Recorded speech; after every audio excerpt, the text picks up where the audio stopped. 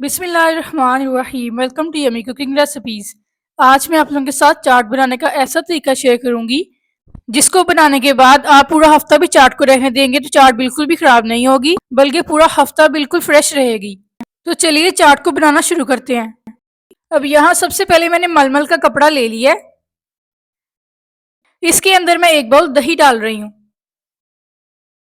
अब इसे बिल्कुल भी हिलाने की ज़रूरत नहीं है, बल्कि कुछ टाइम के लिए आप ऐसे ही से पड़ा रहने दें। फ्रूट चाट बनाने के लिए यहाँ मैंने कुछ फ्रूट्स ले लिए हैं।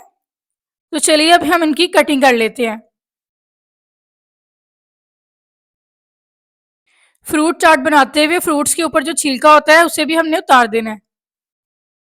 फ्रूट चाट के लिए जब फ्रूट कट करें तो इसका साइज बिल्कुल छोटा छोटा होना चाहिए। इसका साइज आपने बहुत बड़ा नहीं रखना। मैंने 2 एप्पल लिए थे और उसकी बहुत ही प्यारी और छोटी छोटी मैंने कटिंग कर ली है। तो चलिए अब हम खरबूजा लेते हैं और उसकी कटिंग कर लेते हैं। ये जो आज मैं आप लोगों को चाट बनाना सिखा रही हूँ, रमज़ान में आप इफ्तारी के लिए सुबह भी चाट बना के रख सकते हैं। जब हम बाजार से चाट खरीदते हैं तो ज़रूरी नहीं है कि वो चाट बिल्कुल फ्रेश होती है, बल्कि उनके पास 1-2 दिन पहले की चाट भी मौजूद होती है। और जो मैं आज आप लोगों को तरीका बताने लगी हूँ, इसी तरीके से वो बनाते हैं और उनकी चाट बिल्कुल भी ख़राब नहीं होती। अब यहाँ मैं 6 से 7 केले ले रही हूँ और उसकी कटिंग कर लूँगी। कुछ केलों का साइज़ बड़ा बड़ा होता है, तो अब दरमियान से कट लगा के उसकी छोटी छोटी कटिंग कर लें। ये देखें, सारे केले मैंने कट कर लिए हैं। तकरीबन 6 से 7 केले मैंने लिए थे। अब यहाँ मैंने एक अनार लिया और उसकी भी कटिंग कर रही हूँ। अगर आप नए व्यूवर्स हैं तो मेरी आप सबसे रिक्वेस्ट है कि मेरे चैनल को ज़रूर सब्सक्राइब करें। इससे मेरी हौसला अफजाई होती है और मेरा दिल चाहता है कि मैं आप लोगों के लिए नई नई और मज़ेदार रेसिपीज़ लाती रहूँ। और ये देखिए अनार कितना फ्रेश और कितना अच्छा है। अब यहाँ मुझे दही को रखे हुए तकरीबन 10 मिनट गुजर चुके हैं, तो मैं चेक करने लगी हूँ। और ये देखिए इसका सारा पानी नीचे चला गया है और बिल्कुल क्रीमी दही तैयार हो गया है। और ये देखें इसके नीचे कितना ज़्यादा पानी है और सारा दही वाला पानी निकल आया है। अब मैं दही को किसी बाउल में निकाल रही हूँ।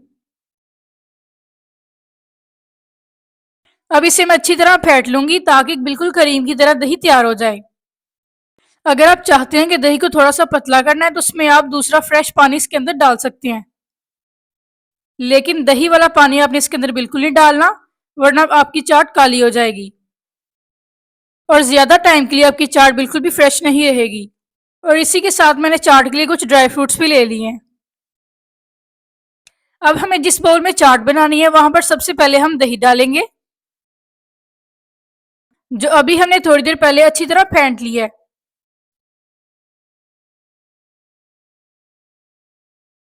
अब इसके अंदर मैं फ्रूट्स डालूंगी। सबसे पहले मैंने इसके अंदर सेब डाल दिया है। अब इसके अंदर मैं केले डाल रही हूँ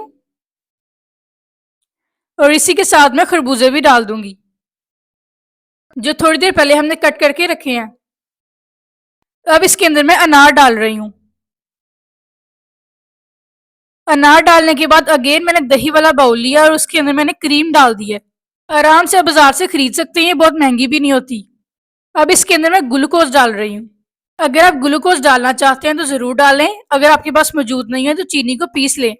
लेकिन अब चीनी डालने के बाद चाट को तकरीबन 24 घंटे के लिए तो रख सकते हैं, लेकिन ज़्यादा टाइम के लिए नहीं रख सकते, क्योंकि चीनी जब मेल्ट होती है तो वो पानी छोड़ देती है और हमारी चाट ज़्यादा लंबे टाइम के लिए सही नहीं रह सकती। लेकिन अगर आप ग्लूकोज डालेंगे तो ये पानी बिल्कुल नहीं छोड़ेगा और चाट हमारी बिल्कुल फ्रेश और बहुत ही अच्छी रहेगी। बेशक आप पूरा हफ्ता इसको पड़ा रहने दें। और ये देखिए ग्लूकोज को मैंने अच्छी तरह क्रीम के अंदर मिक्स कर लिया है। कुछ देर इसे अच्छी तरह फेंट लूंगी और फिर इसे चाट में डाल दूंगी। ये देखिए मैंने अच्छी तरह फेंट के अब चाट में डाल रही हूँ। अब इसको अच्छी तरह हिला लें ताकि हर चीज़ बहुत ही अच्छी तरह मिक्स हो जाए।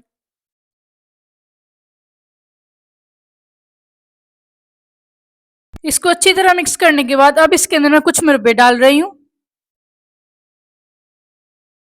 थोड़ी सी किशमिश, छोटी और बड़ी खजूर काट ली थी उसको डाल रही हूँ। इसी के साथ मैंने कुछ बादाम डाल दिए हैं। अगर आप लोगों के पास कोई और ड्राई फ्रूट्स है तो उसको ज़रूर डालें। मुझे उम्मीद है कि आपको हमारी ये रेसिपी अच्छी लगी होगी। एक प्यारा सा कमेंट और लाइक करना ना भूलें। दुआ में याद रखें। अल्लाह हाफिज़।